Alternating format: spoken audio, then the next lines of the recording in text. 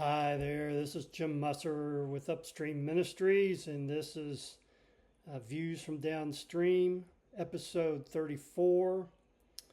And if you'll notice, I've got a little facial hair here. Haven't had a goatee in more than 20 years, but I decided that I will grow it and keep it until I get this thing off. So that's what I'm doing. If some of you watching remember me from my days at KU or my early days at App State, it'll look a little bit familiar. But anyway, just wanted to note that evolving change. This week, I want to speak to children's pastors or coordinators. Because one of the biggest challenges for children's pastors is to get buy-in from the parents that they need to do more at home.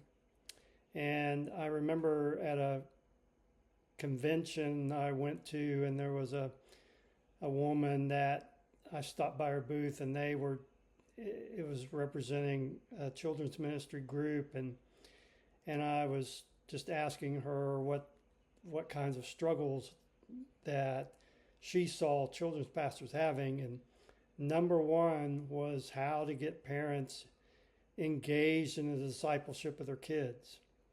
And it's no wonder that this is a challenge. The Barna Group did a survey in 2022 that revealed that while 95% of children's pastors and children's ministry directors believe that discipleship began in the home, only around 50% of parents thought that.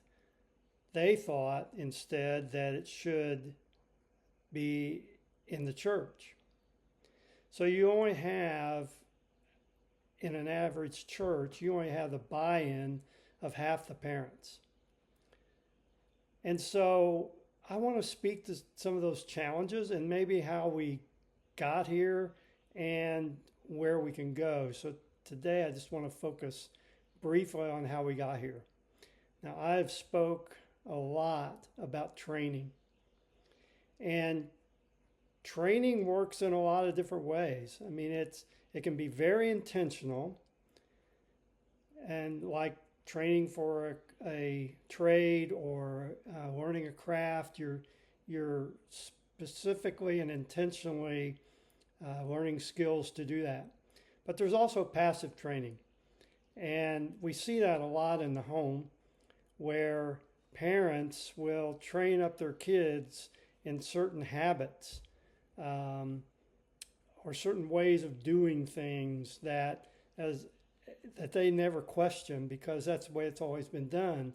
And the parents maybe weren't intentionally trying to do that, but there was training going on. It's like passive training.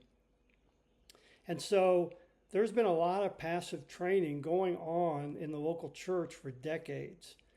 And that training is, as I've mentioned before, bring your kids to our church because we have great children's and youth programs, and you can trust your kids with us. That's the message. Now, that may not be the intent of churches. They may be saying that as a way to get parents in the door, but really believe that parents ought to be discipling their kids. But the message, by and large, at least 50% of the parents anyway, and it's probably more, the message they're getting is if I bring my kids to church, the discipleship will take care of itself because the church will do it. And so when we try to shift that and try to encourage and challenge parents to begin to disciple their own children in their own home, we are going to get pushback. We shouldn't be surprised by that because we have trained them to believe that the church is the place to do that they will take care of it. And so in essence, we're reaping what we've sown. And so, as frustrating as it is, we really can't blame the parents because the parents are not being trained up as followers of Jesus. As I've said over and over again, a sermon on Sunday for 30 to 40 minutes is not training. It's not equipping.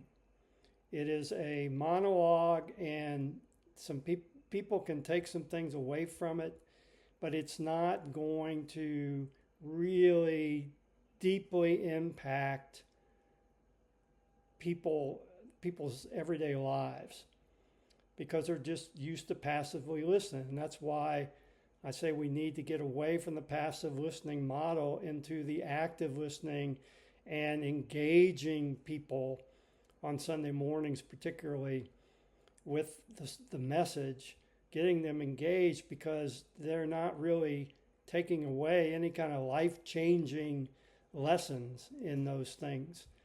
And so that is the reason we are where we are. And I'm going to leave it there because I think that just is a good stopping point. And I want to spend Wednesday and Friday talking about steps that perhaps we can take to begin to shift this emphasis from church discipleship of kids to home discipleship of kids. So until Wednesday, have a great day, and we'll see you then. Bye-bye.